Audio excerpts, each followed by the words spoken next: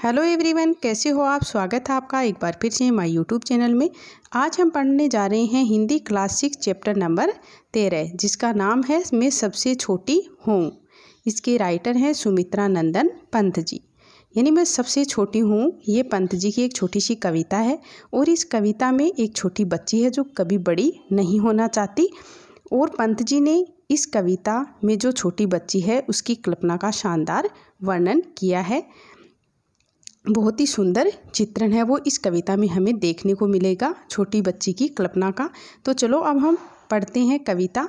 मैं सबसे छोटी हूँ, तेरी गोद में सोऊं, तेरा आंचल पकड़ पकड़ कर फिरूं सदा, माँ तेरे साथ फिर न छोड़ूं तेरा हाथ।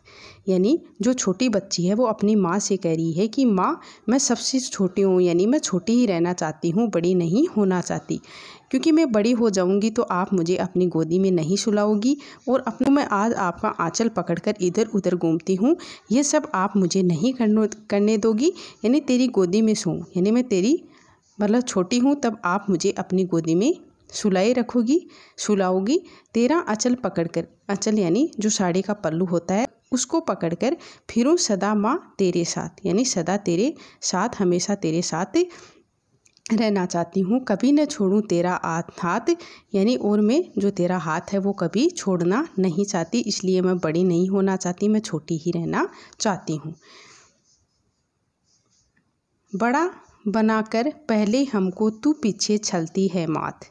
यानी इन पंक्तियों में बच्ची कह रही है अपनी माँ से कि जब हम बड़े हो जाते हैं तो तुम हमें छोड़ देती हो, अर्थात पीछे हट जाती हो तुम तो, और फिर हमेशा हमारा हाथ है वो पकड़कर दिन रात हमारे साथ नहीं फिरती हो।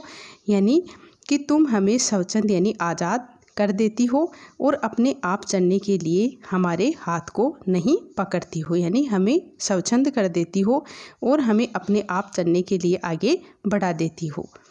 हाथ पकड़कर फिर सदा हमारे साथ नहीं फिरती दिन रात। यानी जब हम बड़े हो जाएंगे तो आप हमारा हाथ पकड़कर हमारे साथ नहीं फिरोगी, साथ नहीं फिरती दिन रात, यानी दिन रात आप हमारे साथ है वो नहीं फिरोगी, आप हमें छोड़ दोगी।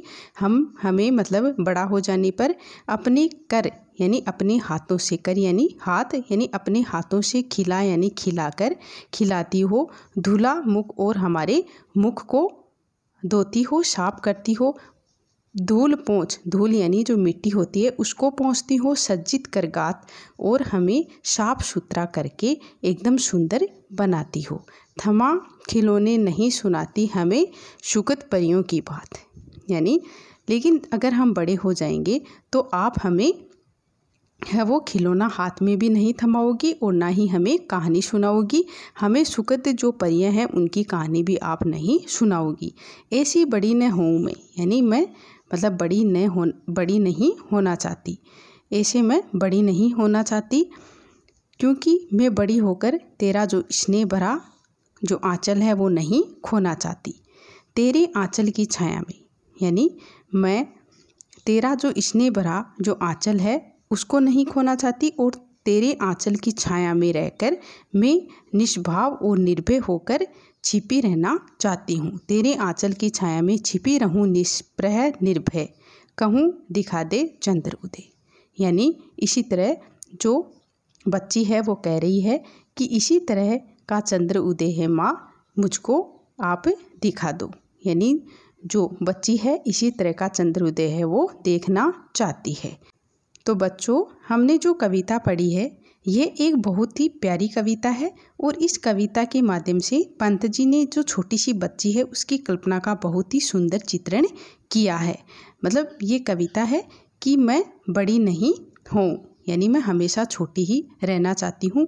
तो ये कविता बहुत ही अच्छी कविता है और जो पंत जी हैं इन्होंने जो छोटी बच्ची है उसकी जो कल्पना है उसका बहुत ही मार्मिक और शानदार चित्रण इस कविता में किया है। तो बच्चों, अगर आपको मेरा ये वीडियो अच्छा लगा हो तो प्लीज़ लाइक शेयर सब्सक्राइब ज़रूर करें। थैंक यू बच्चों।